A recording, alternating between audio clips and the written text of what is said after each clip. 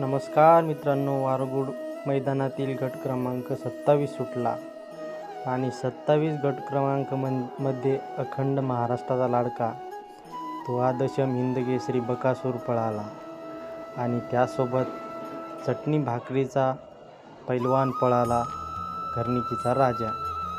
सुट्टा असा गट पास केलेला आहे मित्रांनो.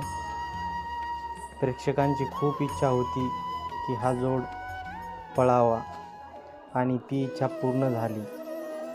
बघू शकता तुम्ही, सुट्टा असा गट पास केलेला आहे. गाडीला असा फुल स्पीडमध्ये गट पास केलेला आहे आणि बघू शकता आपल्या बकासूर आणि घरणिकीच्या राजाने गट काढलेला आहे. तरी असेच व्हिडिओ पाहण्यासाठी लाईक करा, सबस्क्राईब करा. भेटूया पुढच्या व्हिडिओमध्ये.